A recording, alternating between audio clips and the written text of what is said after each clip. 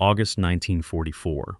A dirt road near Falaise, France. Sunlight filters through the hedgerows as a column of 400 French civilian refugees moves slowly eastward away from the heavy fighting. Women push baby carriages. Children help grandparents in wooden wheelchairs. And heavy horse carts creak under the weight of mattresses, suitcases, and family portraits. Suddenly, the high-pitched whine of two low-flying aircraft shatters the afternoon quiet. Two German fighter bombers drop from the clouds at treetop level, their wings flashing in the sun. They do not drop bombs. Instead, they flatten out and open fire with heavy cannons and machine guns, directly into the dense crowd of fleeing people. The aircraft loop back, lining up again and again. They make 3 separate strafing passes along the narrow, unprotected road. What General George Patton did next proved that some lines could never be crossed without swift, devastating consequences. This is the story of what happened when German planes made 3 strafing passes on a column of women and children, and the American general who forced the enemy to face the immediate consequences of their actions. Before we continue, make sure you subscribe. We tell the World War II stories that show what soldiers found that changed them forever. Sergeant William Okonkwo was 26 years old. He came from Gary, Indiana. He served as the lead medic for the 1st American unit to reach that blood-slicked stretch of road near Falaise. Before the war, he worked at a steel mill and dreamed of opening a small pharmacy to care for his neighborhood. He enlisted right after Pearl Harbor, believing that a man had a duty to heal where others destroyed. He had already seen the heavy costs of combat across the beachheads of Normandy, losing his closest childhood friend to an artillery blast just 3 weeks prior. That loss left him quiet, hollowed out, and entirely focused on his medical kit. He was a man who measured life in plasma bottles and clean bandages. On that hot August afternoon, his boots splashed into a shallow puddle of blood as he stepped out of his medical truck and looked upon the devastated French convoy. Oberleutnant Dieter Voss was 24 years old. He was a seasoned fighter pilot from East Prussia, flying a heavily armed Focke-Wulf fighter bomber. He believed entirely in the absolute superiority of his military training, often telling his wingman that any movement on an active battlefield was a legitimate target for destruction. His uniform was perfectly tailored. His leather flight boots were highly polished, and a freshly cleaned iron cross hung proudly from his collar. He operated out of a hidden airfield with a clean, fully stocked officer's mess, where he drank fine French wine every evening. To Voss, the war was a series of tactical coordinates and rapid-firing passes, completely detached from the human flesh on the ground. He viewed the fleeing population as mere obstacles clogging the retreat paths of his army. He considered his repetitive, low-altitude strafing runs to be a matter of mechanical efficiency, an administrative task completed with 20mm cannon fire. By August 1944, the fields of Normandy had turned into a massive trap for the retreating German military. The Allied breakout from the beachheads had shattered the Western Front, forcing thousands of German soldiers into a desperate eastward flight through a narrow gap near the town of Falaise. Roads across the region were choked with a chaotic mixture of retreating tanks, supply trucks, and thousands of terrified civilians who had been displaced by the heavy artillery barrages. The sky belonged completely to the Allies, whose fighter bombers hunted down any vehicle that attempted to move along the exposed highways during daylight hours. German air power had been largely destroyed, leaving only a few scattered squadrons to fly high-speed, desperate missions over the shifting front lines. In this atmosphere of total collapse, discipline within the German ranks began to fail completely, replaced by a brutal panic where survival outweighed all standard laws of engagement. Many commanding officers on both sides had grown numb to the collateral damage that occurred daily in the crowded sectors, with hundreds of casualties arriving at field hospitals every single hour. Regular staff officers frequently ignored reports of civilian casualties, writing them off as the unavoidable consequences of total war in a congested pocket. Refugee columns were often left to fend for themselves, caught between the advance of American armor and the frantic retreat of German infantry. No one had the time or the extra manpower to police the crowded back roads. But on this specific day, the complete absence of any military presence within the fleeing column made the low-altitude aerial assault an unmistakable violation of the rules of combat. The smoking wreckage of the baby carriages and horse carts remained scattered across the blood-stained dirt, waiting for the first American patrols to arrive and document what had happened. 30 minutes after the attack, the lead vehicles of an American reconnaissance platoon pulled onto the scene. Sergeant William Okonkwo jumped from the medical truck before it had fully stopped, his boots sloshing into the dark puddles forming on the dirt road. The air was filled with the metallic tang of blood, the sharp stench of cordite, and the high-pitched screams of wounded children. Over 40 casualties lay scattered among the overturned carts and dead horses. Okonkwo immediately dropped to his knees next to a shattered baby carriage, his hands moving with rapid, practiced efficiency as he pulled field dressings from his canvas bag. He saw no weapons, no military uniforms, and no camouflage nets. This was entirely a column of fleeing families.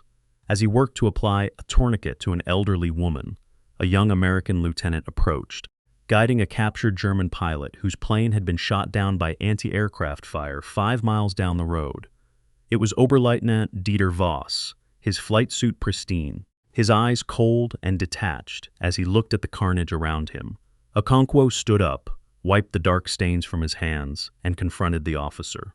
"You fly those Focke-Wulfs that just passed over this road?" the sergeant asked. Voss looked at the blood on Okonkwo's boots and raised his chin.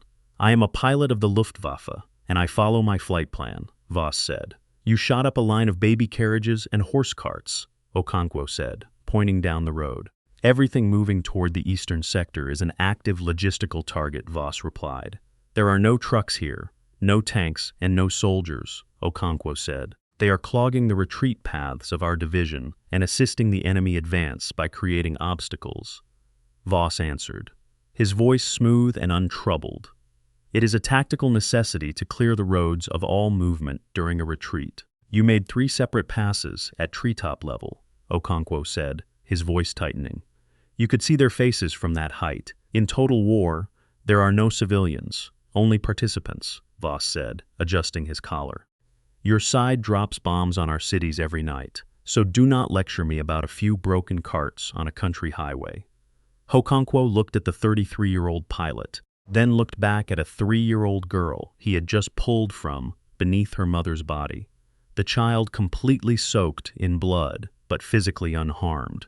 The sergeant turned to the lieutenant, who stood by with a loaded carbine. "Get this man back to headquarters right now," Okonkwo said. "Call for every available ambulance in the sector, and get a radio message directly to 3rd Army staff. This wasn't combat. This was an execution." The report, complete with grid coordinates and casualty counts, reached Patton within the hour. Patton arrived within the hour. His open-top jeep roared down the narrow dirt highway, scattering gravel against the hedgerows before braking sharply near the center of the devastated column. 4 polished stars flashed on his helmet in the bright afternoon sun, and his signature ivory-handled revolvers rested against his hips. The surrounding soldiers instantly snapped to attention, their faces pale under their helmets. Patton did not step out of the vehicle immediately. He sat in the passenger seat, his eyes moving coldly across the road, taking in the bullet-riddled baby carriages, the shattered wooden carts, and the bodies of the dead horses, still hitched to their possessions. He looked at the long trail of blood drying in the dirt. His face remained completely expressionless, a mask of quiet, controlled anger. He didn't raise his voice, but when he finally spoke, every man on the road heard him. "Bring the pilot over here," Patton said.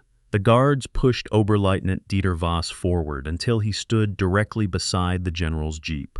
Voss adjusted his flight jacket, his polished boots stepping carefully around a discarded doll lying in the dirt. "Did you fly the lead aircraft that struck this road?" Patton asked. "I carried out a combat patrol over this sector." "General," Voss said. "Look at that cart 20 feet behind you," Patton said. "What military equipment do you see in it?" "It is an obstacle in a combat zone," Voss replied. My orders are to clear all moving targets to protect our retreating divisions. You made 3 separate firing passes on this exact stretch of road, Patton said, his voice dropping into a dangerous whisper. Is your eyesight so poor that you cannot tell the difference between an American tank platoon and a group of women pushing baby carriages in broad daylight at 300 kilometers per hour? All movement appears identical, Voss said, crossing his arms. It is a matter of tactical necessity. Patton stood up in the jeep, his boots resting on the steel frame. He looked down at the German pilot with absolute finality. You are a coward who hides behind a mechanical engine, Patton said.